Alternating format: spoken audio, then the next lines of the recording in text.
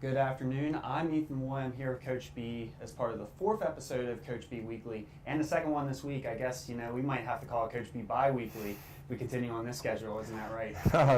Sometimes the schedule throws you for a loop, and Yeah. I don't mind getting in here and talking about the team. As the season's starting to progress here. There's a lot to talk about. There's a lot of things going on and a lot of exciting things. Yeah, yesterday morning we had the first ever basketball game here at the North Athletic Complex, a Career and Education Day. I think my ears are still a little bit ringing with all the elementary students here, but it was an incredible game and a lot of fun for the first one. So we'll start with that. Made up a 19-point deficit, fell behind early, ended up losing in overtime 64-62. What was the difference between, what did you tell the team in the locker room between that first and second half to, motivate them to make up that deficit? Well, we're a type of program that really likes to set the tone defensively. Mm-hmm. And, we didn't do that, early on in the game. They were able to really feel comfortable in running their stuff, and we weren't doing much to take the rhythm off and grind.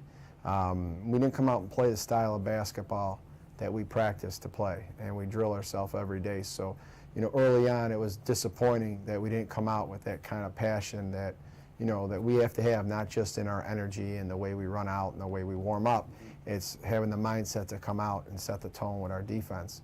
So that was a setback early on that we had to overcome. And, the different mentality from the beginning of the game into the second half was that we started taking things one possession at a time and taking a lot more pride in our defense, a lot more pride in what we do.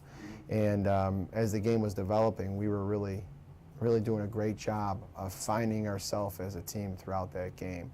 And that's why that comeback was made so possible, is because we started to do the little things that in practice we really drill, that those little things may seem little, but when they add up together, they're big things. We started serving each other a lot better on the floor. Help defense was a lot better. On the ball defense was a lot better. There was so much more passion. And, I remember after the first half, as I was walking the locker room, when they interviewed me, they talked about how we only had 8 points in the first quarter. And I was saying, but we took great shots. We had good looks. Sometimes they don't fall. They don't fall, but what we're going to need to fix is that we gave up 20 right in the opening quarter there. It was defensively that we were struggling and finding ourselves. And as we found ourselves through the game, that's why everything seemed to have changed, and we made that run to go ahead and take the lead, but then to just fall short. Yeah. Speaking of the looks that don't fall, the looks did fall for Michaela Mulrain. She led the team with 18 points on 6 of 7 shooting and 6 of 9 from the line. With her, is it one of those things where, she makes her first couple baskets, starts to gain some more momentum, and, you just keep feeding her and she's going to continue to produce there in the post? Well, with her yesterday, if you look back at the game, she had a couple buckets around the basket, but she wasn't getting a ton of stuff early on. I think yesterday's mentality was with her is that she knew she had to step up, and she was playing a big bulk of minutes, and she knew she was, and she took it on as she wasn't going to slow down and try to walk her way into the end of the game. She was going to bring it and bring it in a big way and keep herself up throughout the whole game. She challenged herself a lot to really help the team as much as she could by being aggressive when she caught the ball and finishing. I think she had 2 or 3 and ones. Yeah. We were struggling to get to the line last game, and we got to do a better job of that, especially with the guards. But I was really proud of how she passionately attacked the basket. She did a great job for us. Michaela Mulrain is a senior now, and we expect her to go out there and to give us steady performances. And her first performance at Michigan State wasn't real strong, and we challenged her, and she came back and responded, and that means a lot to me. Yeah. And another senior, Jocelyn Jones, she had, she was everywhere on the floor yesterday, played a career-high 38 minutes, had 7 rebounds, some really impressive rebounds where she pulled them down with one hand, and also topped her career-high in steals with 5.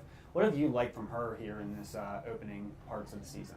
Well, yesterday, she had a great step in the right direction. And that's what we talked to Jocelyn about, is that that consistent effort and that consistent energy. She has talent. She has physical ability, like you're saying, grabbing that one-handed rebound, going up and getting it. she has talents, but she has to use them, and she has to bring it every single day, and that's what we've always been working on with her, is just that consistency. Just like Michaela, she's a senior, and you expect someone that's been here for as long as she has and played in the amount of games that she's played in, that she's going to respond to being a consistent performer. And playing the bulk of minutes that she did yesterday was way more than she played at all in any single game last year. I think it topped her career high by 10 minutes, so Yeah. a full quarter. Yeah. So she really went in the right direction there. We just got done watching a lot of video. She's got to get a little bit better in a lot of areas, but she worked harder, and a step in the right direction is what we asked for. And now just continue to build it brick by brick with her and as a team. Now, I mentioned earlier in the intro about it being the first home game here at the North Athletic Complex, a temporary home until the UPMC Event Center is built. Going through the Career and Education Day, we had about 500 so elementary kid students here, and everything was loud. It was a fun atmosphere. What are your takebacks from the first basketball game here at the NAC? Well, I really, when I come out and when I go during the game, I'm really zoned into the lines. Mm-hmm. But as you came into it, you felt the energy. You could feel the energy without looking around and really losing focus of the court. You could hear and feel the energy, and the brightness in the place was great. I mean, it's so bright. I love the lighting. I love having bright places to play. I mean, helps our photographers too. Oh, for sure. I mean, one thing about Sewell that was tough was it was so dim and gloomy, but the brightness in that place is amazing. So I'm really excited about that. I really think that it's a great transition. We are extremely blessed to have a place like this to play, as most schools that are going into a transition for waiting on an arena to be built, and they've got to renovate the one that you have and knock it down. They have to go to a much tougher transition than we do. So we're very blessed, and I'm excited about the season playing here. It's really a real bright, brand new, energetic type of facility. All joy. Absolutely. And lastly here, got a big week coming up. Northern Kentucky on Tuesday, another education day at 11 a.m. And then Cal Poly tournament against the host Cal Poly in San Francisco Friday, Saturday. I know your focus is on Northern Kentucky, so can you preview that game coming up here on Tuesday, and maybe say some few words about how excited the team is going to be going out to California? Well, it's going to be an extended trip. Okay, we're going to be out there for 6 days total, pretty much, leaving out on Monday and playing in on a kids' day on Tuesday at Northern Kentucky. So we had a kids' day at home here, and we got to feel the excitement and the different time of coming out to the game. So we're used to it now, but now we got to do it on the road. Right. All right, we got that experience, this whole team as a group, and now we got to do it on the road. I know they've been a very successful program in the recent years, and I know that they've really grown. They've really grown as a program too, and continue to get better. So we know it's going to be a tough test for us to go on the road now and play on a kids' day, but we have to accept it with hands wide open and a full heart, and know that the opportunity is there now for us to come back and get in the win column and to break the win for the first time this season, get that win. Right now we haven't been able to win. We were very close yesterday, just one possession away from really winning that game. But now we just have to move forward with grace and know that these things that we watched and the video that we watched, and we've already been in there as a team and already sat down and grinded out with some video, and that's really important to go forward now and use that in our next contest against Northern Kentucky, and then understand that this is going to be an extended trip, that we're going to be on the road for a while, and we got to make sure that we're ready for those type of road trips. Stay locked in, and even though we're going to be gone for as many days as we are, and we're going to be changing time zones and climate and all that you got to stay locked into the moment. One day at a time, one game at a time. Right now, the total focus is on Northern Kentucky. We got to go out there and do a better job and grow from the last game, and then after that game's over, we'll look towards that and look past it. But I'm really excited about what we have to come. I know we have some things planned for the team while we're out there. It's going to be a lot of joy. We're going to have a lot of fun. I'm never really spent much time on the West Coast. Myself personally, I've been out there a couple times, But I'm interested to see, the different way that the life is and the lay of the land and, being on the water like that and everything and going up and down the coast. It's going to be really fun for them. So I'm really excited about that. We really want our student athletes always to get a great experience. Sometimes, you get stuck in your little pipeline in your geographic location, you play your conference games. I mean, I love New York City. We go there so much, but, we see it so often over 4 years. We go there and we find the joy and everything that New York City has to offer. But then last year we went down to South Beach. That was completely different in a great way. It was beautiful.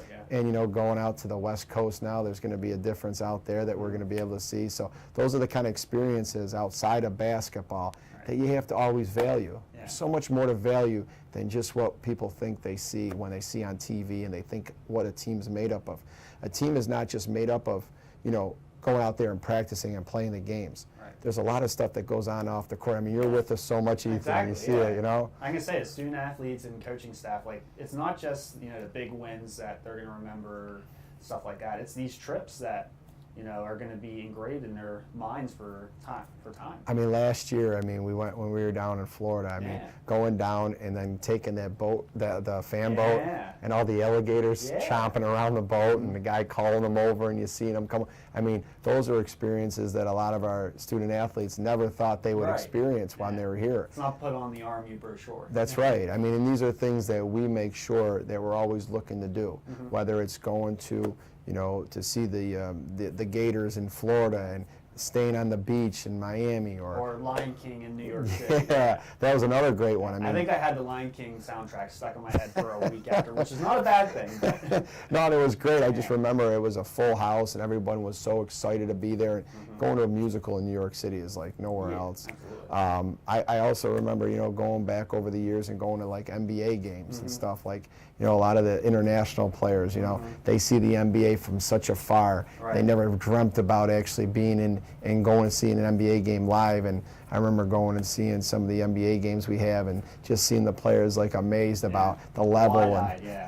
So those are just the experiences again. And then, besides all those experiences that, anyone could figure are very exciting, they're just the experiences of being on the road together and having dinner and being so grateful to have dinner together and to spend the time we have together. That's something that we're always focusing on, is that, all these fun things that are, amusement parks and musicals and all that, those are all great and those are things that people would really, they would guess are good experiences.